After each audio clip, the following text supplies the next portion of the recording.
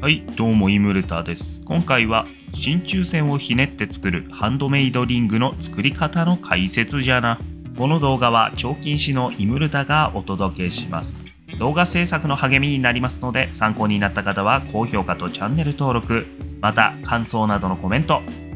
欄にお書きいただけますと幸いです。よろしくお願いいたします。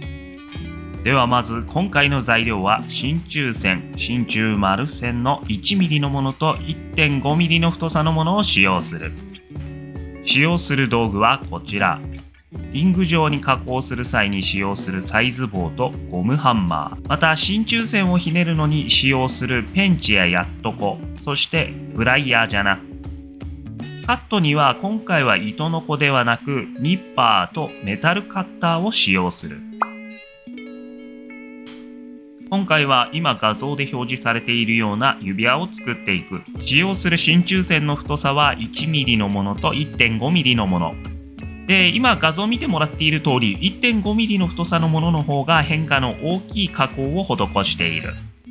太さに関してだけ言うと細い方が当然加工しやすいんだけれども、今回はその太さによるメリットとデメリットという点と、制作時にここは気をつけた方がいいよというようなポイントを解説していこうと思う。では作業に並行して解説していこう。まずは 1mm の真鍮線をひねっていく。1mm の真鍮線、細い真鍮線を使う時のメリットというのは、なましという金属を加工しやすい硬さにする工程というのを入れなくても加工しやすいという点じゃな。曲げるときは挟んだペンチを支点にペンチをひねるのではなく、挟んで手の方で真鍮線の方をひねるとやると加工しやすい。当然一度なました方が加工しやすくはなるんじゃが、1mm の太さの真鍮線をなますと、その後の作業でね、磨いたりする時とかに変形が起こりやすくなる。つまり加工しやすくなりすぎてしまうというのがデメリットとも言えるな。ただどの程度の硬さが加工しやすいかというのは当然人によってね、力の強さも違うので、実際に試してみてこのぐらいの硬さならいけるなとかちょっと確認してみるといいと思います。ただね、めちゃめちゃ作業しやすくするっていう意味では 1mm のものをなましちゃうっていうのが一番手っ取り早いな。今画像で映っているように大きく曲げる部分と小さく曲げる部分っていうのは、先端の丸いペンチの太さに合わせて曲げるっていうのが非常に簡単じゃな。巻きつけるような感覚で作業ができることになるんでね。で、そういったものがない場合は今使っているプライヤー、このギュッと握り込むとその形に曲がるといったような工具を1本持っておくと非常に加工しやすくなる。このプライヤーはサイズがいくつか段階的にあるので、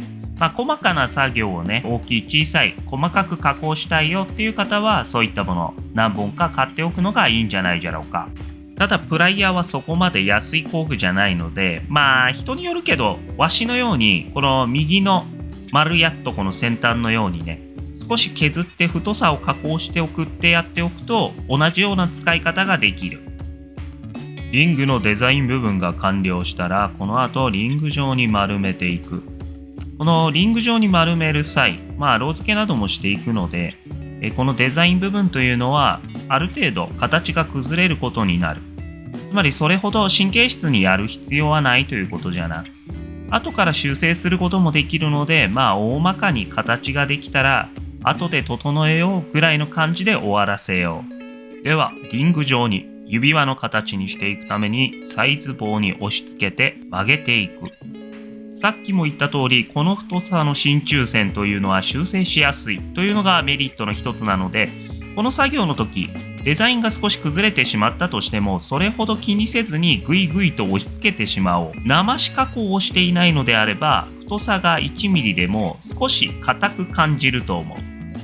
で、この硬くてどうにもうまいこと巻きつかないなという時は、ちょっと力がね弱い方とか女性の方とかは一度ねなましてしまった方が良い。ある程度熱してから水に入れるとね、格段に作業がしやすくなります。ある程度巻きつけたらゴムハンマーで叩いて、ほどけないように、元に戻らないように癖をつけましょう。巻きつけけ終わったら自分の希望のサイズ部分で印をつけるなどしてニッパーで切ってロー付けの準備をしましょう。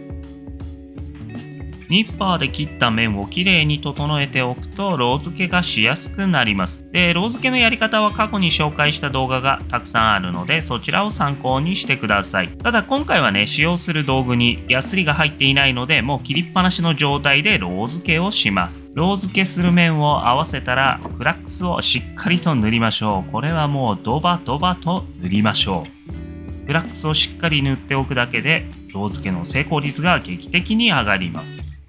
また今回はやりやすさ重視なのでロー付けに使用するロー剤5ブローを使用するんですが、そのロー剤のサイズも大きなものを使って隙間を埋めてしまうぐらいの感覚でロー付けをするとやりやすいです。で、この細い真鍮線っていうのはロー付けするときに熱が回りやすいのでロー付けが非常に簡単っていう部分も製作の上でのメリットですね。ただ火力が強すぎると真鍮線自体が溶けてしまうのでそこは注意が必要じゃな。ロー付けが終わったら3洗いをして流水で少し洗いサイズ棒に通してゴムハンマーで叩いて形を整えていく。この時あんまりガンガン叩くとデザインが崩れていってしまうのでほどほどに丁寧に叩くことがおすすめじゃな。これで 1mm の太さの真鍮線のリングの完成じゃ。研磨とかを考えないならこれで完成じゃな。で、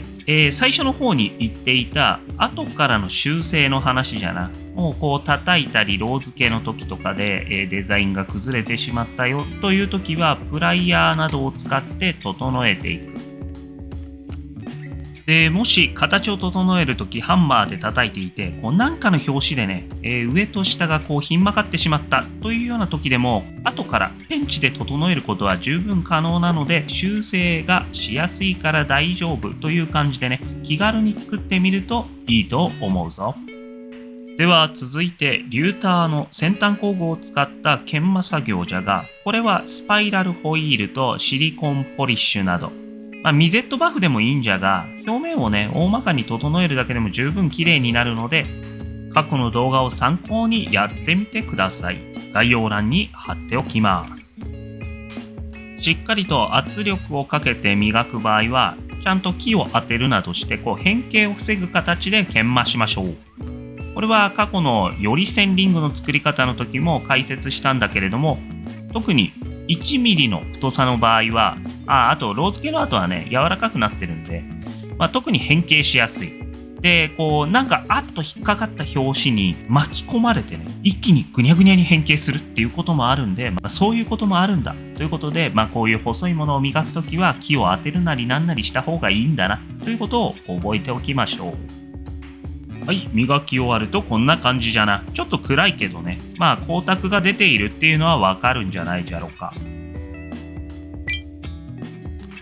では続いて 1.5mm の太さの真鍮線を使ったリングの作り方の解説じゃな。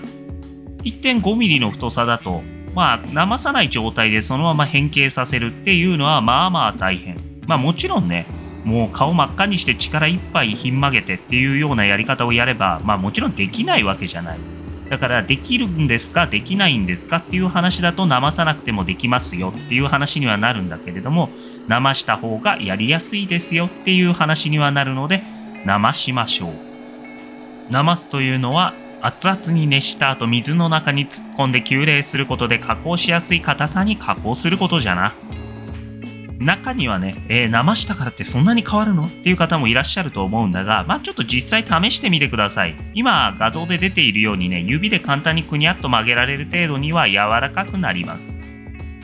で、実際 1.5mm の太さの真鍮線をぐにゃぐにゃと曲げたのがこちらの状態じゃな。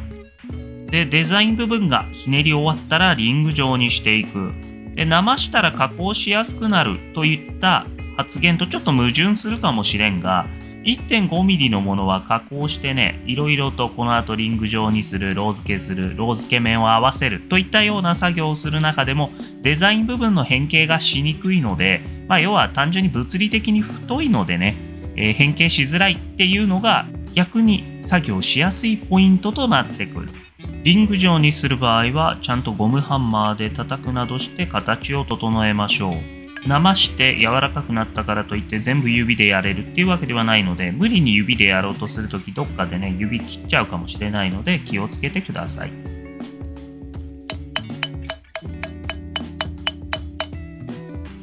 先ほどと同じようにカットしてロー付けしていくんじゃが、 1.5 ミリになるとニッパーで切るのはねちょっと厳しいんで、メタルカッターを使用しましょう。でメタルカッターない場合は糸のこでね丁寧に切るといいと思います。こういった真鍮線を利用したロー付けの練習っていうのは非常に取り掛かりやすいので、ロー付けの練習としてもおすすめじゃな。でこの 1.5 ミリの太さのものというのは、ロー付けの後最後に仕上げで磨く時もある程度グリグリやってもそこまで変形しないので、作業がしやすい、失敗がしにくい、破損しにくいっていうことなんで非常におすすめじゃな。ただ何をしても変形しないよっていうことは言っていないので、そういうことではないので、無難にやるのであれば、安全にやるのであれば、研磨作業をする場合は内側に先ほどと同じように木の棒を当てて作業するといった方が安全じゃな。はい、これで 1.5 ミリの太さの真鍮線をひねったリングの完成じゃな。で 1.5 ミリの太さのものでも生しながらひねれば、このぐらいねぐねぐねと曲げたデザイン性のあるリングを作ることができる。ただちょっとこういう1ミリの太さの真鍮線でも生すことがなくても1ひねり2ひねり3ひねりぐらいだったら問題なくできるので、ちょっと挑戦してみてはいかがじゃろうか。はい、では今回紹介したポイントとしては、細い真鍮線であれば生したり、要は火を使ったりしなくてもある程度加工はしやすい。ただ生してしまうと変形しやすくなるので作業に注意が必要になるということじゃな。逆に 1.5 ミリになると生さないと作業が非常にしづらい。ちょっと1回曲げるぐらいだったら問題ないけどね。なので細かいぐねぐねと、今回わしが作ったようなリングを作りたい方というのは生すという作業が必要になるということじゃな。今回のリングは以前作ったより線リングを作ってから、その後その作り方を応用した複輪止めとの組み合わせのリングの解説をしたように、この真鍮線のリングを作った後に他のものと組み合わせていろんな指輪を作るといった発展をさせやすいデザイン、あと取り掛かりやすいものになっているので、初心者の方が練習したい、ロー付けだったり、研磨とかね、あとこの細さだったら研磨グリグリやると変形しちゃうんだなとか、そういう学習に非常に向いている。取り掛かるにしても道具がそれほど必要じゃないというのもメリットの一つなので、これからハンドメイドリングを作ってみたい、ハンドメイドアクセサリーを作ってみたいなという方はぜひ挑戦してみてください。では今回の動画が役に立ったよ、参考になったよという方は高評価とチャンネル登録をよろしくお願いします。また感想のコメントもお待ちしておりますので、ぜひご記入ください。ではイムルタでした。